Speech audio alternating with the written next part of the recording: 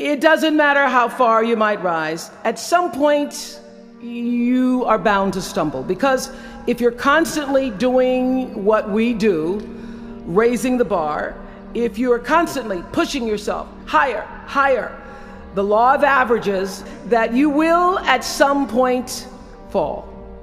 And when you do, I want you to know this, remember this, there is no such thing as failure.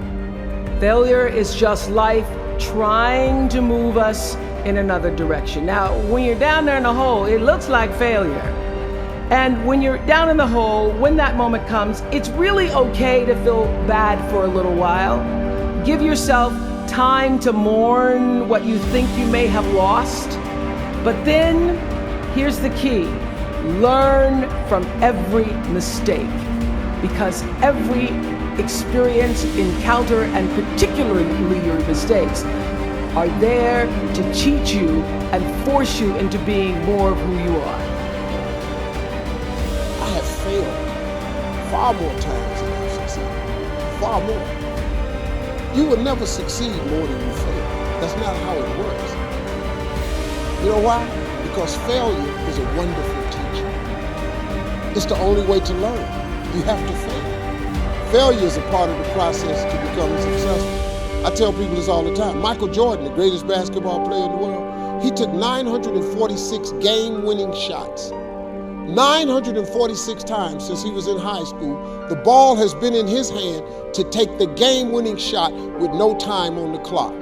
He has only made 146 of those.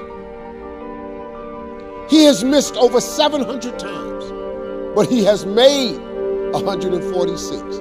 You know what they write about? When you make it. They write about when you make it. So guess what? When you get through failing, all you got to do is make one. Some of the most successful people in the world are the ones who've had the most failures. J.K. Rowling, who wrote Harry Potter. Her first Harry Potter book was rejected 12 times before it was finally published. Michael Jordan was cut from his high school basketball team. He lost hundreds of games and missed thousands of shots during his career. But he once said, I have failed over and over and over again in my life, and that's why I succeed. These people succeeded because they understood that you can't let your failures define you. You have to let your failures teach you. You have to let them show you what to do differently the next time. I really, really want everyone to know, especially young people, that the hundreds or thousands of dumb ideas that I've had are what led me to my good ideas. You have to give yourself permission to fail. I try as hard as I can not to fail because it's embarrassing, but I do give myself permission to, and you should too. So go easy on yourselves and just make the right choices that feel right for you. The most important thing is this: to be able at any moment to sacrifice what you are for what you will become. I don't do well in math. You're right. You ain't never studied. I'm not good in writing because you have never written before. But I dare you to fail in writing for a whole year to see if you can get to the end. I dare you to fail. I dare you to take that same class over and over again. I dare you to stop dropping classes like you saw. Always want to give up. I'm dropping. Why are you dropping? You can't get through a writing class and you got tutor after tutor, resource after resource. The problem is you ain't never felt no pain before. You're soft. It's a soft generation. You quit on everything. And so every time something get hard, you quit, you call mama. I dare you to take a little pain. So when you fail, it's a part of the process. Keep going. You're supposed to fail. Shit, who you know that gets it right all the time? That's impossible. You have to fail. Failure is a massive part of being able to be successful. You have to get comfortable with failure. You have to actually seek failure. Failure is where all of the lessons are. You know, when you go to the gym and you work out, you're actually seeking failure. You want to take your muscles to the point where you get to failure because that's where the adaptation is. That's where growth is. Successful people fail a lot. They fail a whole lot more than they succeed. They extract the lessons from the failure and they use that and they use the wisdom to come around to the next phase of success.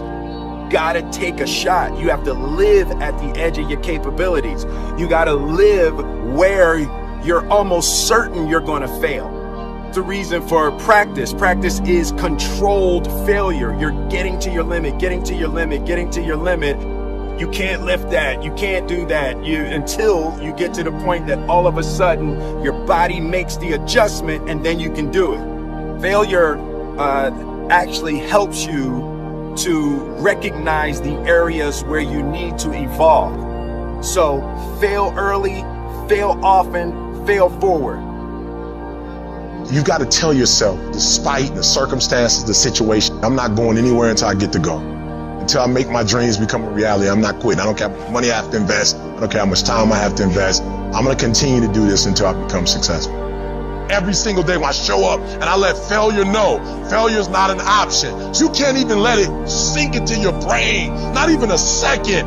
You have to know that this thing is going to work. Come hell or high water, whatever it is that I set out to do, it may not happen in 6 months, it may not happen in a year, it may not happen in 2 years, but at some point, my dream is going to become a reality. Being scared to fail won't do anything. In fact, when you love success and you start going for it, guess what happens? You're gonna fail.